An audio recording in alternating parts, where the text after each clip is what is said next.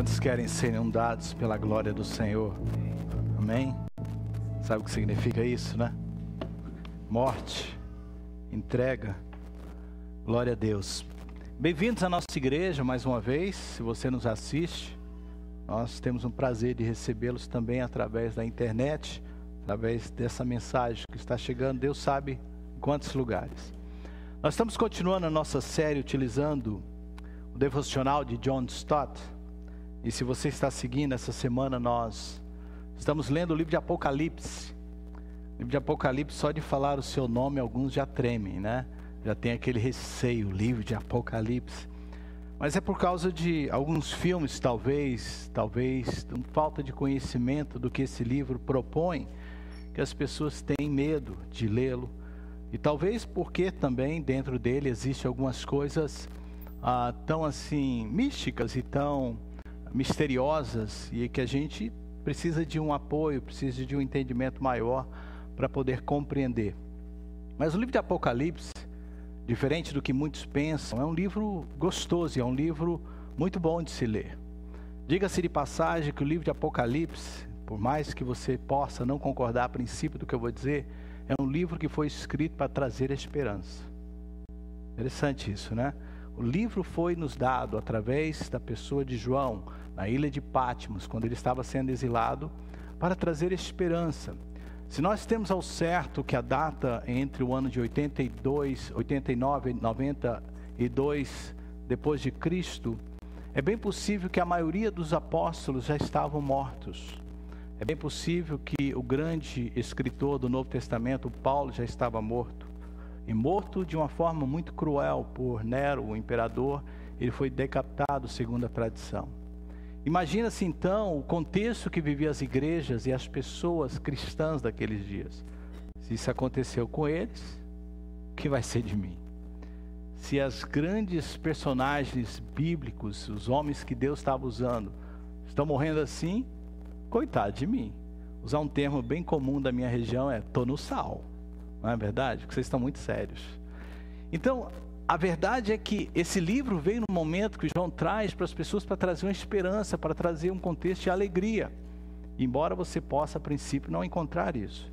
Imagine que João, naquela ilha sozinho, também isolado de todo mundo, tem uma experiência com Deus que ele falou assim: isso vai ser revolucionário, isso vai ser impactante e vai trazer de volta a igreja do Senhor ao patamar, ao lugar que Deus quer que ela esteja. Irmãos, a verdade é que notícias ruins nos desanimam. Quando você presta atenção demais nas notícias ou o que está ao seu redor, a tendência é desanimarmos. Mas a palavra de Deus nos chama que nós devemos, e nós aprendemos há poucos dias, manter os nossos olhos no autor e consumador da nossa fé. Amém? E o propósito, a razão pela qual o livro de Apocalipse foi escrito, eu trago isso só como um contexto, entendendo que pode ter alguém que nos visita ou que tem pouco conhecimento disso, para que você se intere do que esse livro quer propor, trazer esperança. Na verdade, eu nem gosto do título que é dado em português, Apocalipse. Eu prefiro o título dado em inglês, que é Revelation, que significa revelação. Porque a propósito desse livro é verdadeiramente esse: revelar. Revelar o que, pastor? Revelar primeiro o que está oculto, revelar o que não se sabe, revelar o que outrora não tínhamos conhecimento. E já no versículo de número 1, se você quiser abrir já a sua Bíblia, não é o texto que eu vou usar, mas somente para que você entenda o que eu estou falando, de onde se tirou o título em inglês de muitos livros, se tirou da primeira palavra do livro, que é revelação. Verso 1, capítulo 1 de Apocalipse, diz revelação. E aí já o autor, inspirado pelo Espírito Santo, traz o que significa essa revelação e de quem é essa revelação. Revelação de Jesus Cristo, que lhe deu para mostrar aos seus servos o que em breve há de acontecer. Interessante isso, porque já no início ele fala assim: olha, eu quero mostrar para vocês, eu quero revelar para vocês, primeiro, quem é Jesus. Então o propósito do livro é revelar quem Jesus é.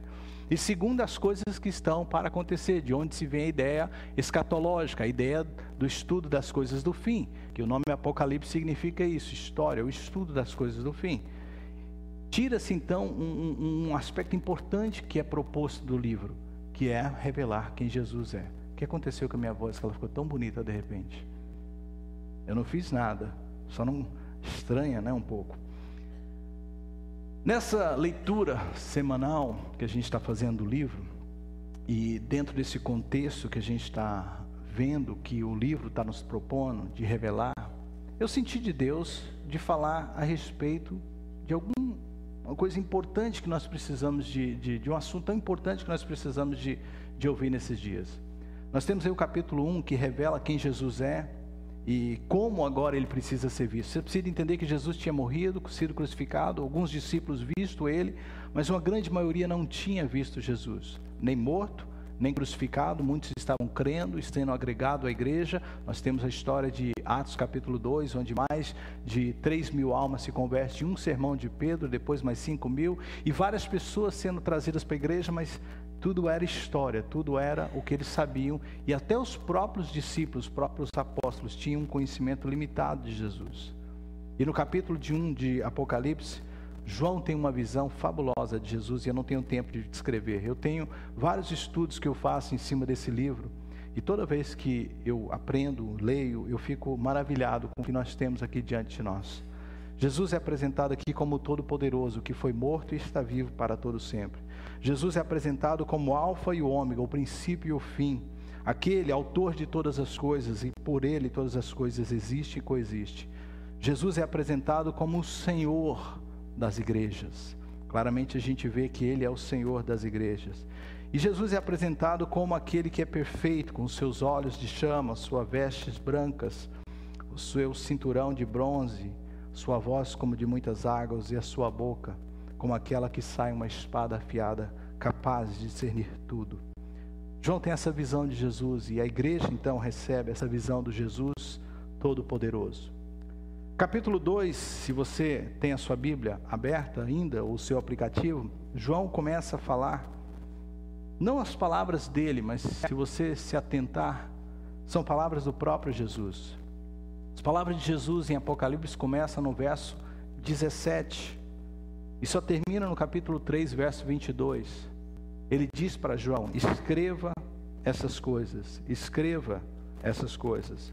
Então tudo que João vai começar a falar ali são palavras do próprio Jesus. Jesus fala: eu quero que você escreva. Escreva o quê? Escreva a respeito, ou sobre, ou para as 7 igrejas. Essas 7 igrejas apresentadas no capítulo 2 e 3 de Apocalipse, de fato existiram, foram igrejas que povoaram aquela região da Ásia Menor nos dias de João. Elas hoje já não existem mais, mas elas existiram. Há ruínas dessas igrejas, dessas cidades e dessas igrejas. Mas há quem acredite, inclusive eu, que essas igrejas representam períodos da história da igreja do Senhor sobre a face da terra. Quem pegou o último estudo de Apocalipse que eu fiz aos irmãos, eu me baseei num livro muito, muito bom que eu tive quando eu estive na faculdade, e claramente, quando você vê a história de todos os períodos da história da igreja e o que Jesus fala nessas cartas, não tem como você não ver que, embora ele estava falando com igrejas que existiam nos dias de João, essas igrejas representam períodos da história da igreja, desde o início, desde o começo ali, até o fim dos tempos. E nós temos 7 igrejas representadas. Para cada igreja, Jesus tem ou uma palavra de acusação, ou uma palavra de louvor. Interessante que, estudando John Stott, mais uma vez, a gente foi impactado com a visão que eu até então não tinha visto. John Stott, né, João, ele traz para nós que essas 7 igrejas, quem leu o devocional viu, juntas, representam um modelo de igreja perfeita. E mesmo as coisas que lhes faltava, se fosse agregada aquelas igrejas, as 7 juntas representam o que é uma igreja perfeita. A igreja de Éfeso, Jesus diz: você deixaste o primeiro amor. A igreja de Esmirna, Jesus diz: fique firme diante do sofrimento. A igreja de Pérgamo, Jesus diz e a elogia por serem fiéis e verdadeiras à verdade. A igreja de Tiatira, Jesus a acusa de ter feito concessões morais e ter se afastado da santidade. A igreja de Sardes, Jesus a acusa de ser fingida e não ser sincera. A igreja de Filadélfia, Jesus a abençoa com uma porta aberta que ninguém pode fechar.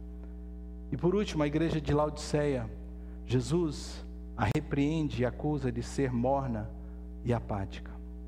De todas essas igrejas e seus respectivos assuntos, eu escolhi falar da igreja de Laodiceia. E há uma razão muito clara para isso. Se nós, alguns como eu e outros também defendem essa ideia, cremos que essa igreja representa o último período da igreja na face da terra, nada mais justo, pelo tempo que temos, de falar daquilo que tem a ver com o nosso contexto de hoje, que é a igreja do Senhor dos últimos dias. Quantos creem que estamos vivendo os últimos dias da igreja na face da terra? Não estou dizendo os últimos dias da terra, da igreja na face da terra. Pode dizer um amém? Abra sua Bíblia agora então, Apocalipse capítulo 3, versos 14 a 22, e nós vamos discutir esse assunto no grupos de conexão essa semana. Se você não participou, vá, tenha a oportunidade de fazer pergunta. Essa é a nossa última semana nesse período, e esse assunto é tão bom, tão gostoso, e você pode tirar suas dúvidas. Procure um líder ou pergunte a qualquer pessoa na igreja, onde possa você encontrar um grupo que ele vai te orientar. Eu vou ter que ser rápido, embora meu desejo era falar muito mais. Ainda temos ceias e a ceia do Senhor e ainda a oferta. Eu espero que o Espírito Santo fale com você, como Ele falou comigo durante essa semana, através desse texto e através da mensagem que Ele colocou no meu coração. Apocalipse 3, versos 14 a 22. Ao anjo da igreja em Laodiceia escreva: essas são as palavras do Amém, a testemunha fiel e verdadeira, o soberano da criação de Deus. Conheço as suas obras. Sei que você não é frio nem quente. Melhor seria que você fosse frio ou quente. Assim, porque você é morno, nem frio e nem quente, estou ao ponto de vomitá-lo da minha boca. Você diz: estou rico, adquiri riquezas e não preciso de nada. Não reconhece, porém, que é miserável, digno de compaixão, pobre, cego e que está nu. Dou-lhe este conselho: compre de mim ouro refinado no fogo e você se tornará rico. Compre roupas brancas e vista-se para cobrir a sua vergonha e nudez. E compre colírio para ungir os seus olhos e poder enxergar. Repreendo e disciplino aquele que eu amo. Por isso seja diligente e arrependa-se. Eis que sou à porta e bato. Se alguém ouvir a minha voz e abrir a porta, entrarei e cearei com ele, e ele comigo. E ao vencedor darei o direito de sentar-se comigo em um trono, assim como eu também venci e sentei-me com meu Pai em seu trono. E aí ele conclui, como conclui todas as cartas escritas nesse capítulo 2 e 3. Aquele que tem ouvidos, ouça o que o Espírito diz às igrejas. É por cartas como essa e por textos como esse que muitos têm medo de se aproximar do livro de Apocalipse. Que as palavras nesse livro não são palavras necessariamente muito dóceis e muito boas. As palavras de Jesus aqui são fortes. Jesus não faz nenhum elogio à igreja de Laodiceia. A única coisa boa que a gente encontra nesse texto é a autovisão que a igreja tinha de si mesma. A única coisa boa que a gente encontra. Para a gente entender esse livro e aplicar nas nossas vidas hoje, o que nós podemos aprender com essa carta de Jesus à igreja dos últimos dias, a igreja de Laodiceia? Primeiro nós precisamos de entender por que Jesus fala assim com essa igreja, a igreja de Laodiceia. E para a gente entender a igreja de Laodiceia, a gente precisa entender a cidade de Laodiceia. A cidade de Laodiceia era uma cidade muito diferente das demais que Jesus escreve. Ela foi fundada mais ou menos no ano 250 a.C. por Antíoco da Síria. A cidade era importante por sua localização, havia ali muito comércio e ela ficava no meio de grandes rotas comerciais. Existiam 4 características específicas dessa cidade, 3 delas eles se orgulhavam e da última não. A primeira delas era o centro financeiro que aquela cidade possuía. Era uma cidade muito rica, havia um centro financeiro, digamos assim, bancário muito forte, muito poderoso naquela cidade. Na história você pode verificar isso, no ano 61 a.C., essa cidade foi destruída por um terremoto.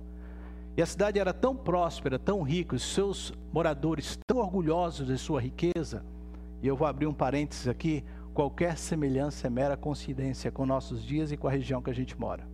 Tão orgulhosos da sua riqueza, foram destruídos por um terremoto.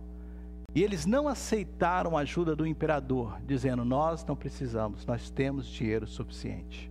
Por isso que Jesus fala da forma que fala com essa igreja. Segunda coisa que eles se orgulhavam era do tecido fabricado naquela região, que era uma lã negra muito rara, uma especiaria daqueles dias. E naquela cidade havia uma fábrica dessa lã. Por isso, a linguagem utilizada por Jesus: vocês dizem ter isso, e eu estou lhes propondo isso. E essa lã era algo comercializada no mundo inteiro daquele tempo. A terceira coisa que eles tinham era uma escola de medicina muito avançada pelos seus dias, que tinha desenvolvido um tipo de um colírio que é tanto utilizado, claro, para a cegueira, mas também para a surdez. E essa escola, então, era o orgulho daquela cidade. Daí, então, a linguagem que Jesus utiliza. E eu falo isso porque, se a gente entende a cidade, o que estava Jesus falando, Jesus poderia muito bem ter falado com a igreja sem se referir necessariamente à cidade, ou o que a cidade tinha de melhor. Mas eu aprendo ao ler já esses versículos do capítulo 3, que infelizmente, ao invés da igreja influenciar a cidade influenciou a igreja. Ao invés das características da igreja ir para a cidade, as características da cidade entraram na igreja. E para mim isso já é um grande sinal de alerta para nós. Porque onde nós vivemos, nós temos que tomar cuidado que o espírito que age nesse lugar não entre dentro da igreja. Quantos podem dizer amém? Jesus falava com aquela igreja dessas três coisas que eles se orgulhavam. E eu disse que são 4 características. A última eles não se orgulhavam muito. E Jesus faz questão de citar. A cidade de Laodiceia ficava entre 2 cidades muito importantes, que eram Colossos e Hierápolis. Ambas cidades muito conhecidas pelas suas águas termais. Uma por águas frias e termais, também no sentido de tratamento de doença, e outra por suas águas quentes, também utilizada para tratamentos de doença. E a cidade de Colosso, ou de Laodiceia, ficava entre essas 2 cidades.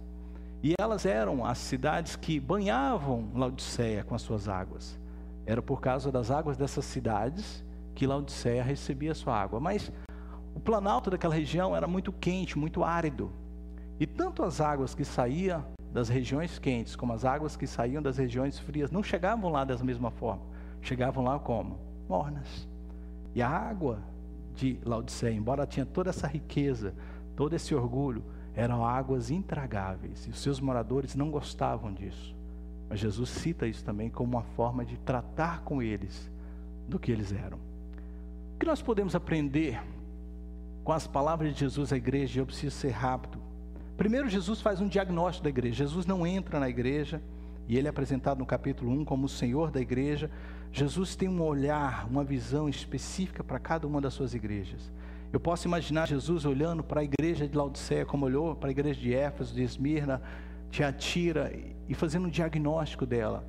E é interessante que Jesus não olha para todas e vê nelas os mesmos problemas. Jesus tem um diagnóstico específico para cada igreja. Não tente comparar a igreja A com B ou C. Jesus tem um olhar específico para cada uma das suas igrejas. Jesus tem um olhar específico para você. A pessoa do seu lado vira para ela e fala assim: Jesus sabe quem você é. Irmão, ninguém engana a Deus. A gente às vezes tem a tendência de achar que Jesus olha do céu. Eu vou ficar quietinho aqui, que ele vai pensar que eu sou bem crente. Eu vou ficar aqui quietinho, com esse jeitinho que todo mundo está tendo, porque ele vai olhar para mim e vai ter aquele olhar de compaixão. Irmãos, no íntimo, no nosso ser, Jesus sabe quem nós somos. E as palavras para nós serão específicas. Específicas. E Jesus faz um diagnóstico àquela igreja: vocês perderam o seu vigor, seus valores, sua visão, e o pior, as suas vestimentas. Jesus identificou a falta de fervor espiritual, e esse é de onde eu tirei o tema da minha mensagem de hoje. Onde está o teu fervor?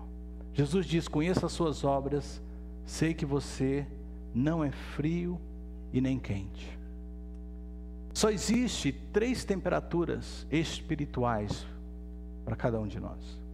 Ou você é frio, ou você é quente, ou você é morno. Não tem outra. E eu não tenho tempo de mostrar para vocês, mas Lucas capítulo 24 fala do que é um coração ardente. Quando Jesus encontra aqueles discípulos no caminho de Emaús, eles claramente descrevem isso. Quando Jesus falava com eles a respeito do Messias e tudo que haveria de acontecer com ele, usando desde Moisés até os profetas, eles disseram: não nos ardia o coração quando ele falava dessas coisas. E essa é a característica de alguém que está em fogo, que está quente no Senhor. Algo é falado, a revelação do Senhor vem e o coração arde. A segunda é, aqui em Mateus capítulo 24, verso 12, fala que Jesus diz, quando ele traz aquele grande revelação dos últimos dias, da destruição do templo e tudo mais, ele fala assim: olha, por aumentar a iniquidade, o amor de muitos esfriará. Que é uma condição de amor frio, que é uma pessoa que um dia esteve quente, mas agora está totalmente fria, no contexto que Jesus fala, por causa da iniquidade, por causa da maldade. E por último, essa condição de mornidão, que é o que a gente vai ver hoje. E eu espero que você, ao sair dessa mensagem de hoje, eu orei muito a Deus, minha esposa viu a hora que eu acordei hoje, o Espírito me incomodando durante toda a semana, eu vim para cá sexta-feira, preguei essa mensagem para mim mesmo, pedindo que o Espírito Santo revelasse para você, porque eu acho que existe uma mistificação em relação ao que é ser fervoroso, o que é ser frio, o que é ser morno. E eu aprendi essa semana, mergulhando nesse texto, que muitas vezes nós temos uma ideia errada do que significa mornidão, tanto de locais como de pessoas. E é bem capaz que o Espírito Santo venha revelar a alguns que aqueles que achavam outrora ser quentes, pô, é impossível que você seja morno, bem morninho, e você vai sair daqui: eu não sabia que eu era morno. De acordo com essas palavras de Jesus, mornidão muitas vezes não é nada do que você acha, o que eu achava. Mornidão é algo totalmente diferente. Eu não tenho tempo, mas você viu que o problema da igreja de Laodiceia não era teológico, o problema da igreja de Laodiceia não era falsos mestres, não era heresia, não era imoralidade, não era engano, não era nada disso. O problema da igreja de Laodiceia era a falta de fervor espiritual. E é interessante porque muitos fogem de fervor espiritual. Muitos falam assim: eu não quero isso, pastor, porque a ideia que a gente tem equivocada é que fervor espiritual é barulho, que fervor espiritual é movimentação. Mas movimentação e barulho não tem nada a ver com fervor, de acordo com o que Jesus está falando. Não tem nada a ver com ser quente e ser frio. Jesus não está falando: eu não estou ouvindo mais o barulho de vocês. Foi isso que Jesus falou? Eu não estou ouvindo mais vocês falarem em outras línguas. É isso que Jesus falou? É isso? Sim ou não? Jesus não falou disso. Então o que Jesus está dizendo quando quente, frio e morno?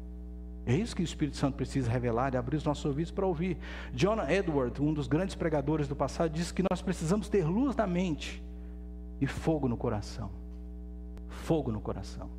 Eu aprendi com o pastor Fernando anos atrás que nós precisamos ter entusiasmo. Quem lembra o que é entusiasmo? É Deus em você, ardendo em você, queimando em você.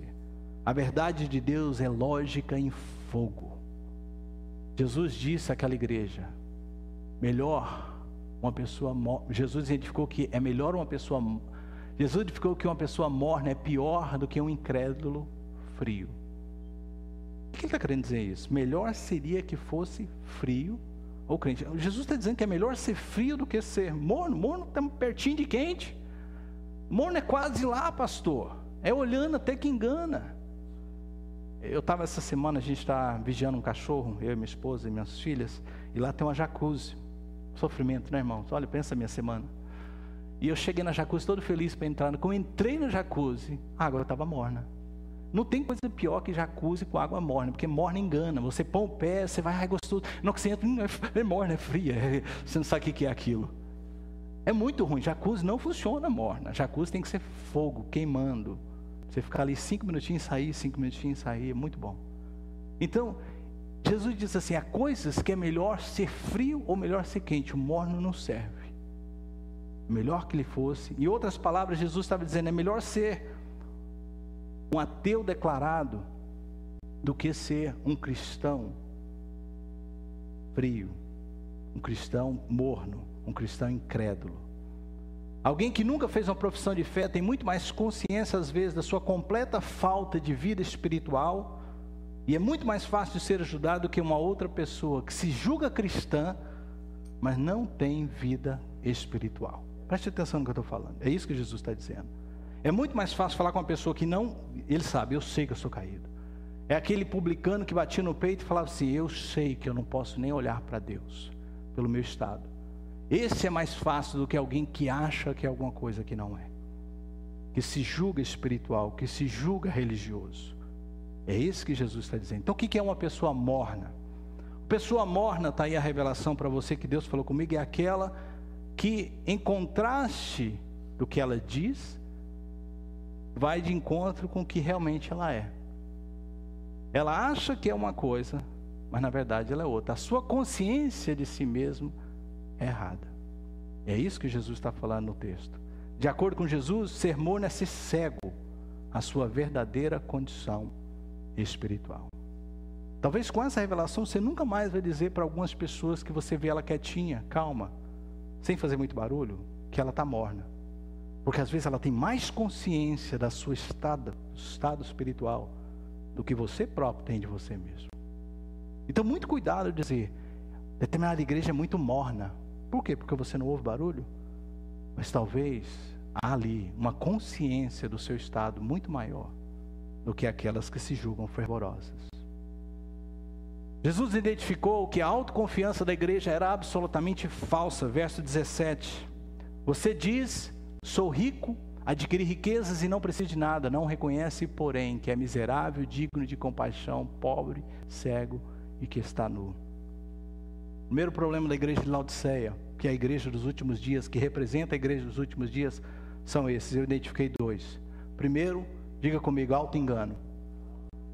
Claramente o texto diz que eles estavam se enganando, eles estavam enganando a si mesmos. Você diz, eu sou rico e não preciso. Laodiceia se considerava rica, mas era pobre. Você diz, sou rico e adquiri riqueza, mas Jesus diz, você não tem nada. O que você acha ter, vocês não têm. Reconhece, porém, Jesus está dizendo para ela que vocês são miseráveis, dignos de compaixão. Irmãos, isso é algo profundamente importante nos nossos dias. Porque nunca se existiu uma geração tão quão parecida com aquela que Jesus disse: canta-se louvores e ninguém dança, vai-se a um funeral e ninguém chora. Foi isso que Jesus disse. Nunca se existiu uma geração tão apática quanto as coisas espirituais. E quando Jesus faz aquela alegoria, canta-se uma festa e ninguém dança, vai-se a um funeral e ninguém chora, Jesus está falando, não adianta o que você põe diante deles, não há reação nenhuma. É total apatia. Isso é um estado terrível, terrível que o ser humano pode chegar, de apatia espiritual. As palavras de Jesus à igreja de Laodiceia nos servem de alerta. Nós precisamos de abrir os nossos olhos e ouvidos quanto à nossa real condição espiritual. Você tem consciência da sua real condição espiritual? Isso é muito difícil de responder, não é verdade? Porque o autoexame não é algo fácil. Se fosse fácil, a gente não faria toda vez que a gente participa da ceia, não era mandado a gente fazer. Examine-se, pois, cada um a si mesmo. Não é fácil de fazer no autoexame, porque como diz o texto, ninguém gosta de condenar-se a si mesmo. Todas as vezes que a gente faz um autoexame, a gente faz um autoexame baseado em quê? Nas pessoas. Comparando com fulano, eu sou um anjo. Comparando com ciclano, eu comparando com as pessoas que eu conheço por aí, irmão, nunca se compare com ninguém, compare-se com o que Jesus foi, porque Ele é o grande exemplo para nós. Comparando com Ele, como é que está a sua condição espiritual? Nossa, aí eu estou no sal. Jesus diz que muitos no dia do juízo serão enganados. Eu não tenho tempo de pedir para você abrir, mas creia em mim, está na Bíblia, Mateus 7, 21. Jesus diz, nem todo aquele que diz Senhor, Senhor, entrará no reino dos céus. Preste atenção nisso, nem todo aquele que diz Senhor, Senhor, entrará no reino dos céus, mas todo aquele que faz a vontade do meu Pai que está no céu. Muitos dirão naquele dia, Senhor, Senhor, não profetizamos em Teu nome não expulsamos demônios e realizamos grandes milagres. Eu lhes direi claramente, nunca os conheci, afastem de mim vocês que praticam o mal. Vocês viveram uma vida inteira de engano, é o que Jesus está dizendo. Vocês viveram uma vida inteira de auto-engano, mas eu nunca os conheci. O segundo problema da igreja de Laodiceia era a autossatisfação. Eles não só auto se enganavam, mas eles auto se preenchiam. Eles sentiam-se livres de qualquer necessidade. O texto diz, não preciso de coisa alguma. Eles estavam orgulhosos do seu ouro, da sua prata, do ouro, do seu colírio e da sua roupa.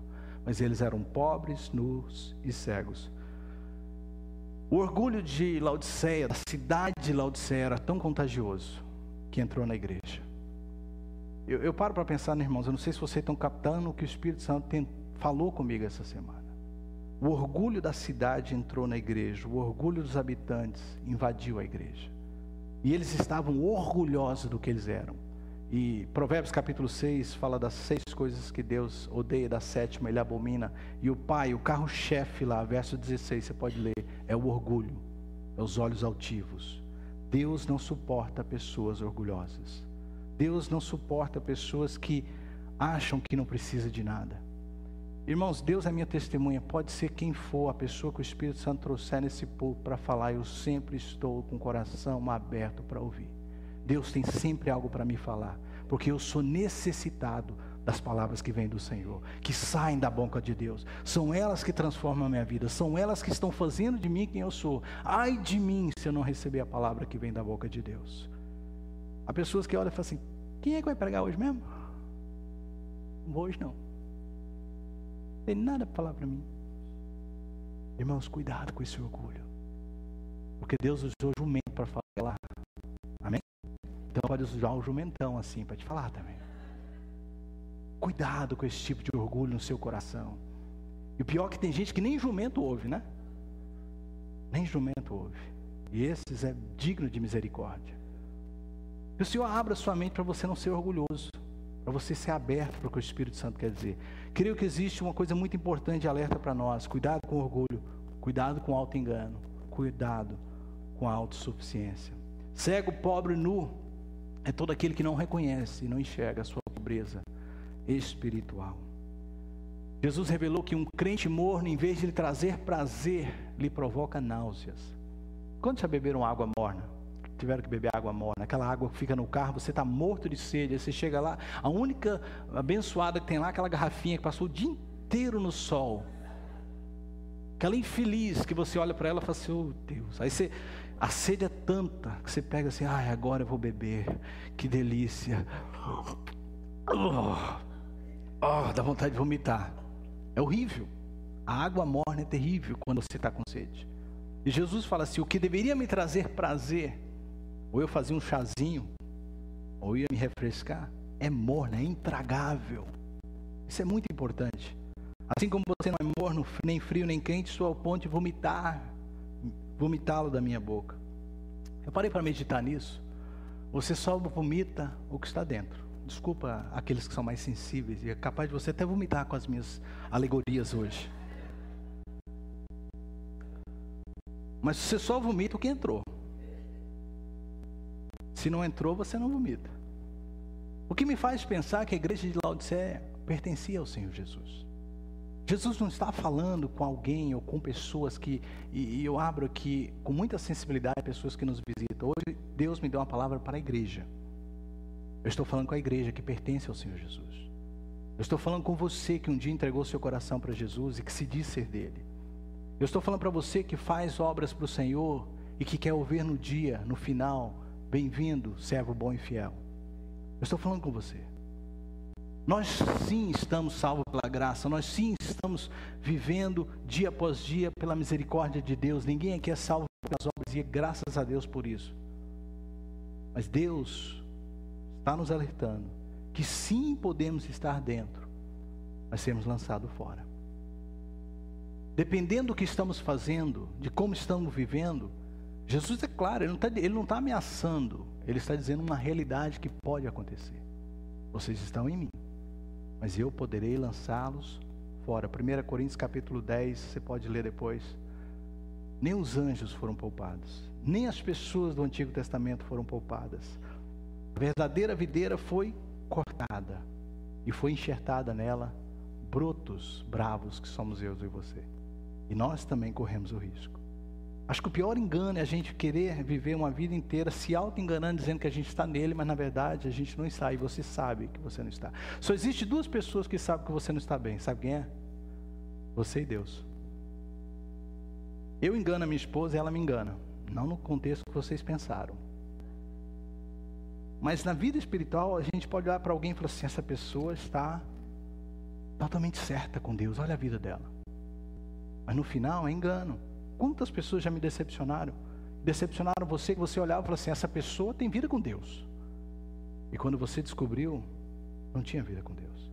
E o que era aquilo tudo? Auto-engano, autossuficiência. Então cuidado para que você não achar que você é dentro e você vai ser lançado fora. Jesus disse, você está aqui ainda, mas estão correndo o risco de eu te lançar fora. A igreja de Laodiceia era de Cristo, mas em vez de dar alegria, estava lhe causando náuseas. É isso que Jesus estava dizendo, eu não estou tendo prazer em você. Vira para a pessoa que está do teu lado, que está tirando aquele cochilo gostoso, assim, e você vai interromper ela agora na hora mais gostosa. Ele estava quase entrando no terceiro céu. Aí você vai olhar para ele e falar assim, você é o prazer de Jesus? Ele vai falar assim, eu sou, mas você é o enviado do inferno, que me acordou. Eu tento fazer isso para não poder pregar mais longo, aí você acha engraçado, vai deixando eu ir, sabe? Mas sabe de uma coisa? Há pessoas que não entendem isso, que ela deveria ser o prazer de Jesus. Nós temos filhos, você tem filhos talvez, você sabe que a maior alegria do coração do pai é ter prazer nos filhos, naquilo que os filhos fazem. E a pior tristeza para um pai é que as ações dos filhos não lhe tragam prazer. E Jesus está dizendo, vocês, a igreja dos últimos dias, a igreja de Laodiceia, não estão me trazendo prazer. Não estão me trazendo prazer porque vocês estão achando que são autossuficientes e vocês estão se auto-enganando. Irmãos, uma igreja, e a gente teria que ter tempo para estudar a história da igreja e esses períodos da história. Uma igreja que chega ao patamar que a igreja de Laodiceia chegou, que é, viu tudo, eu já vi de tudo, gente, nessa vida, nada me surpreende. Porque a história conta, essa igreja viveu, e a igreja antecessora a essa, que é a igreja de Filadélfia, recebeu uma porta que ninguém pode fechar, e muitos creem que essa porta foi a reforma, foi a missões pelo mundo, e com missões, com o derramamento do Espírito Santo, com o grande mover que veio, a igreja tornou-se apática, indiferente às coisas espirituais. E Deus começou a falar muito forte comigo, principalmente para você que tem aí mais de 5 anos de igreja, 10 anos de igreja, 15 anos de igreja, que você começa a dizer, eu já vi de tudo, nada me surpreende. E você começa a ter uma ação e uma reação apática quanto às coisas de Deus. E Jesus está falando, isso não está me dando prazer. Eu me lembro quando você era mais quebrantado. Eu me lembro quando você era mais frio e mais sedento da minha presença. Eu me lembro quando você era fervoroso. Eu me lembro. Mas hoje tudo para você não precisa. Esse tipo de oração eu nem vou lá que eu já tenho. Esse tipo de mover eu nem busco, porque eu já vivi isso aí. Isso é tudo fogo de palha, fogo de palha. Quantos sabem o que eu estou falando? E a gente começa a ficar indiferente às coisas espirituais. E o Espírito Santo está falando com a igreja dos últimos dias. Cuidado com esse estágio de autossuficiência. Somos filhos de Deus, herdeiros de Deus. Mas quando perdemos nossa paixão, nosso fervor, nosso entusiasmo, provocamos no nosso Senhor náusea. Provocamos náusea. Cristo repudiará todo aquele que a ligação com Ele é superficial. Todo aquele que a sua ligação com Ele é superficial. Conclusão, eu estou chegando aqui já, daqui 10 minutos eu chego. O apelo de Cristo que faz a igreja é muito grande, muito poderoso. Embora Jesus diagnostica o problema da igreja, agora Jesus fala o que está acontecendo, Jesus faz um apelo à igreja. Diga comigo, Jesus está fazendo um apelo à igreja. E qual é o apelo de Jesus? Aconselho-te que de mim compres. Eu fui meditar nessa passagem e fiquei assim, meu Deus, que interessante. Cristo prefere dar conselhos em vez de ordens. Ele não é o Senhor do universo? Sim ou não? Ele não é o Senhor da igreja? Ele não é apresentado no capítulo 1 como aquele que tem em suas mãos as 7 estrelas, que são os 7 líderes, e passeia no meio dos 7 castiçais, que são as 7 igrejas. A igreja não é dele?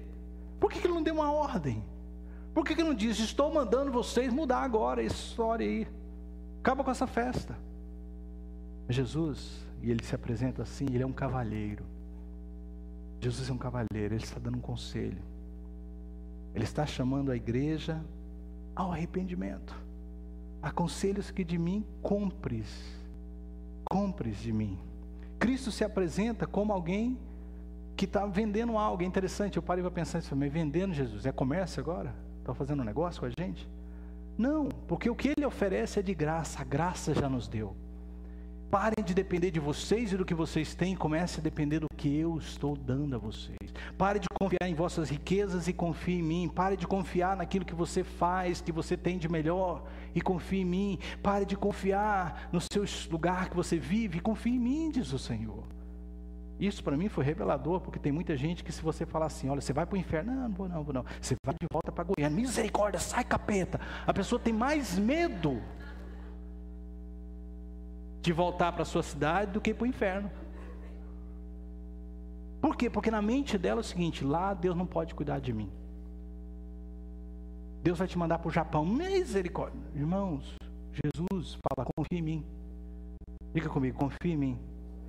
É isso que essa mensagem, por isso que eu falei para você que ela é uma mensagem de esperança. Aconselho que de mim compre. Jesus se apresenta como aquele que pode dar para eles o que eles precisavam. Cristo está proclamando eles: não confie nos seus bancos, não confie nas suas fábricas, não confie na sua medicina. Isso para nós, no lugar que a gente vive, é revelador. Por que muitos lugares que a gente vê, fala, tem poder de Deus, tem cura, tem milagres? Porque não tem banco, não tem medicina e não tem fábrica. Ou é Deus ou é Deus. Ou Deus faz ou a gente morre. Ou Deus multiplica ou a gente passa fome. Ou Deus faz ou a gente está no sal. Por isso que existe poder, porque não há autoconfiança em si mesmo. Cristo chama a igreja à mudança de vida. Verso 19: eu disciplino e repreendo a quem amo, sê pois zeloso e arrepende-te. Eu vi isso como uma palavra muito boa para nós. Cristo não desiste da igreja. Vira para a pessoa que está lá e fala: Jesus não desistiu de você. Jesus não desistiu, não adianta, você desistiu, você entrou aqui, você acha que você não tem jeito. Jesus não desiste da igreja. Jesus não desiste de você. Apesar da sua condição, Jesus a ama. Apesar do seu estado morno, Jesus diz, indiferente, apático, Jesus diz, eu ainda amo vocês.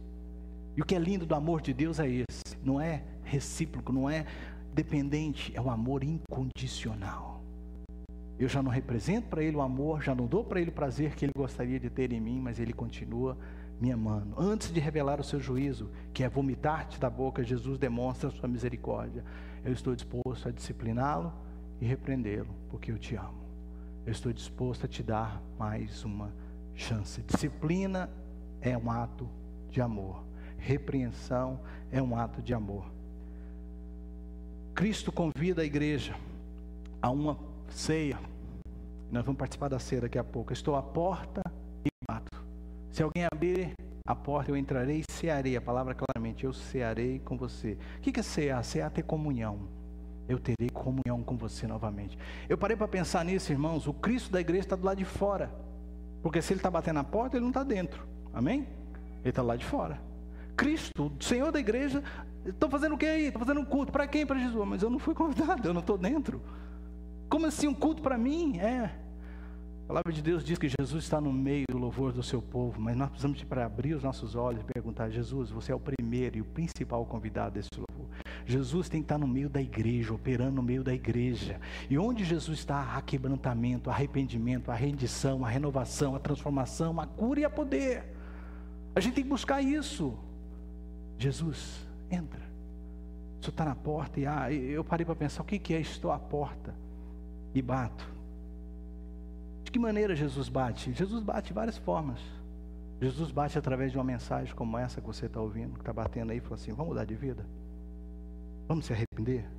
Vamos ser aquilo que eu quero que você seja? Jesus bate na porta quando você lê a Bíblia. Quando você lê a Bíblia, claro. E você pede ao Espírito Santo para falar. E o Espírito Santo fala com você e fala assim: uau, Deus está falando comigo. Deus fala através de um hino, bate na porta através de um hino.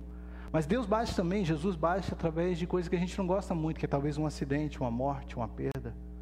Muitas vezes é Jesus batendo na porta e dizendo: você vai abrir para que eu possa entrar e arrumar a casa? Ou você vai continuar vivendo essa vida de autossuficiência e de auto-engano? Que o Senhor nos ajude a ouvir a sua voz. Se alguém abrir, ouvir a minha voz e abrir a porta, eu entrarei e cearei com ele e ele comigo. Feche seus olhos, curva sua cabeça. Quem vai dar ouvidos para o Senhor? Quem vai dar ouvidos para a voz do Senhor que está falando conosco nessa manhã?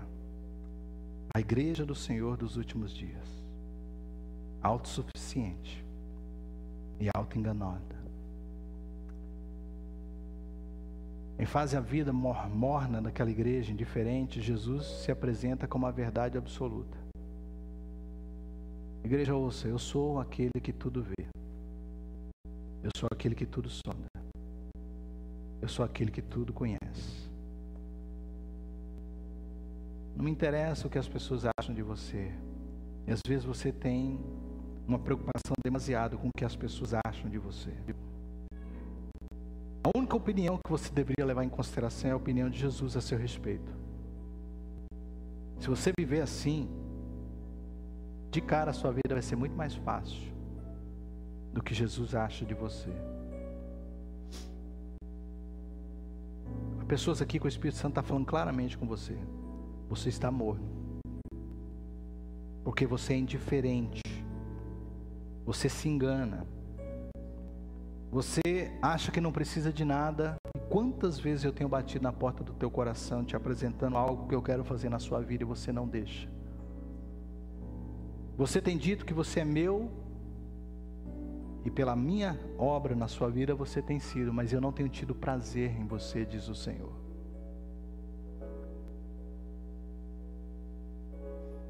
Jesus está te chamando, abre a porta.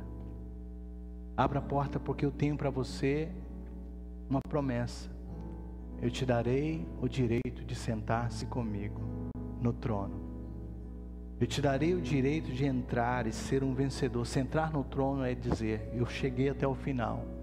Eu concluí o que Deus me deu para concluir. Eu acabei a carreira, eu guardei a fé, eu cheguei no final. Quando Cristo entrar na sua vida, na minha vida, o reino de Deus será estabelecido, irmãos.